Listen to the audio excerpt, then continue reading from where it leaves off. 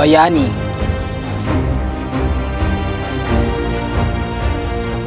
Ito ay tumutukoy sa isang individual o grupo na nagpakita ng dedikasyon at kagitingan sa pagtulong sa bansa at mamamayan sa pamamagitan ng kanilang gawaing nag-ambag sa kalayaan, katarungan at kaunlaran ng Pilipinas. Sila ang mga taong nag-alay ng kanilang sariling buhay at kaligtasan para sa kabutihan ng mas nakararami.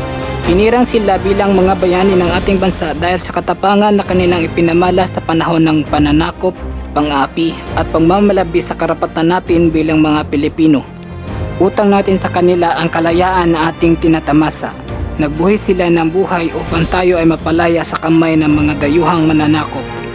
Narito ang ilan sa mga kilalang bayani ng bansang Pilipinas. Una, nasa listahan ang isa sa pinakatanyag na bayani na nagbigay halaga sa ating kalayaan, si Dr. Jose P. Rizal. Si Dr. Jose Rizal, o mas kilala bilang Pepe, ay isang makata, manunulat at manggagamot. Ang kanyang mga nobelang No Limitangere at El Filibusterismo ay nagbigay diwa sa ating mga kababayan na magsikap para sa katarungan at kalayaan. Sumunod sa listahan si Andres Bonifacio. Si Andres Bonifacio ang tinaguriang ama ng Katipunan. Siya ang nanguna at nagtatag ng kilusang revolusyonaryo na lumaban para sa kalayaan mula sa dayuhang mananakop.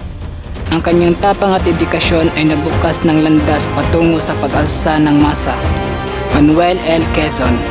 Si Manuel Quezon, ang ikalawang Pangulo ng Republika ng Pilipinas, ay naging tagapagtaguyod ng pambansang wika at edukasyon.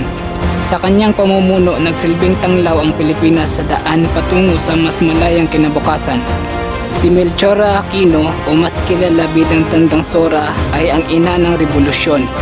Ang kanyang bahay ay nagsilbing himlayan ng mga Katipunero, at ang kanyang pagmamahal sa bayan ay nagbigay lakas sa mga nagsumikap na makamtan ang kalayaan. Si Gregorio Lopez Haina, isang martir ng revolusyon, ay nag-alay ng buhay para sa layuning makamtan ang kalayaan. Ang kanyang dedikasyon at sakripisyo ay nagpapakita ng tapang sa mga nag-aalay ng buhay para sa bayan. At si Juan Luna, isang kilalang pintor at aktivista, ay nagtagumpay sa larangan ng sining.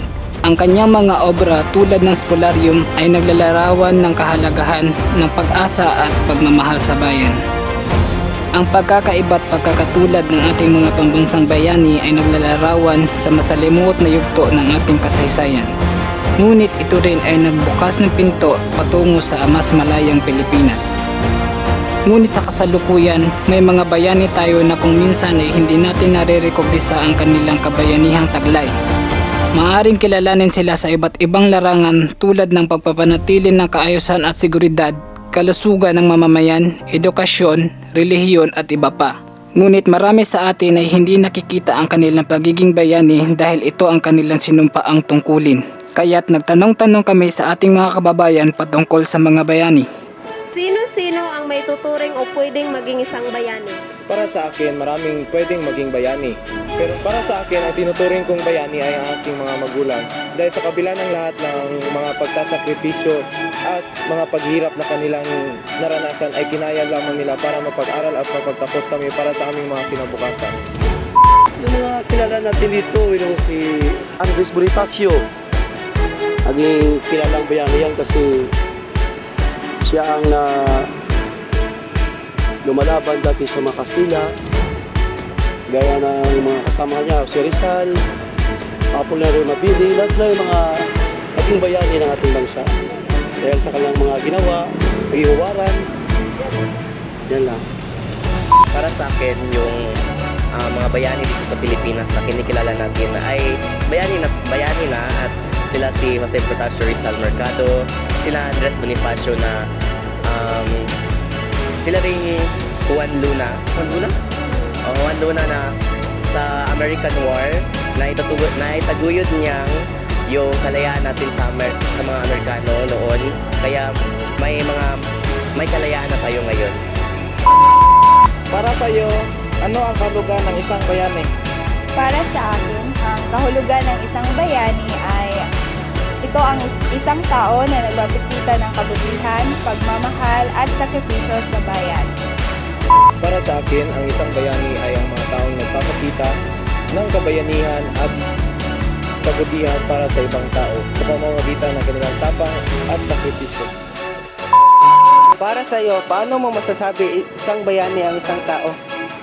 Para sa akin, masasabi kong isang bayani ang isang tao kapag sa pamamagitan ng pagpapakita ng sa question sa number 1, nagpapakita ng kabutihan, pagpapakita ng sakripisyo sa ibang tao at even sa mga mga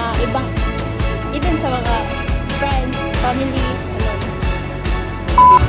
Matatawag ang isang tao na bayani pag ito ay nakilanlan ng mga tao at maraming natutulungan ng tao at para sa kanyang bansa. Sino-sino ang magtuturing kung pwedeng maging bayani?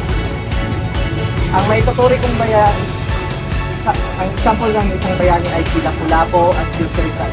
Para sa akin po ay tayo po ay isang bayani pagkat tayo ay gumagawa ng mabuti at makatulong tayo sa ating lipunan.